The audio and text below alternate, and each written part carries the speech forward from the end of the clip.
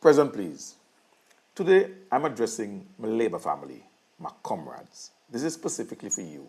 So if you come across this video and you're not a comrade, you're not a part of the Labour family, it's okay to keep scrolling. That's fine. You don't have to watch, you don't have to listen. Comrades, since the NDP won the elections in November of 2025, they have become so emboldened and their actions are now 10 times worse than they were when the NDP was in opposition. Remember when they were in opposition, they would bully people on social media, they would call on radio and cuss everybody. Most of their criticism against anyone who supported the ULP was personal. But since the elections, it has gotten worse. It has gotten so much worse because now they're in charge. It's their government. They are in power. And that's a dangerous situation. Now, a few days ago, I was on Morning Scoop, just dropped in to have, share the morning with Bling, and we were having a good program.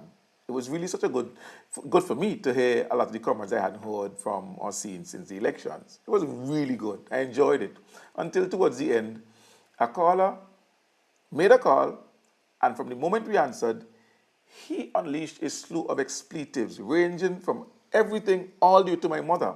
At the time, 9 o'clock in the morning, when even children might be listening to radio. Now, children are not. That's disgraceful. It's disgusting. Why would someone do that? But it shows the mindset of some of the NDP supporters. Those who after elections were calling and clamoring for every ULP supporter to be fired and replaced by NDP supporters.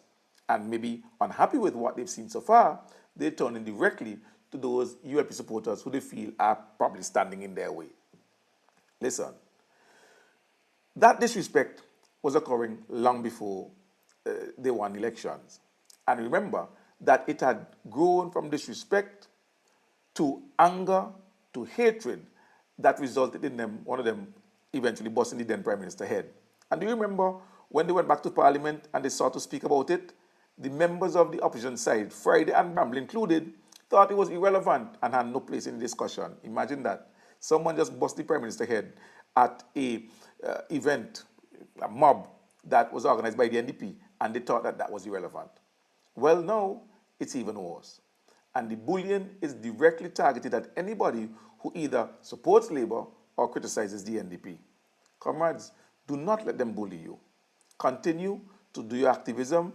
Continue to speak out about this country love, criticize the government respectfully, and talk about your party. Just avoid them physically because, believe you me, they will get violent. But until then, we keep the struggle alive. Until tomorrow, class dismissed.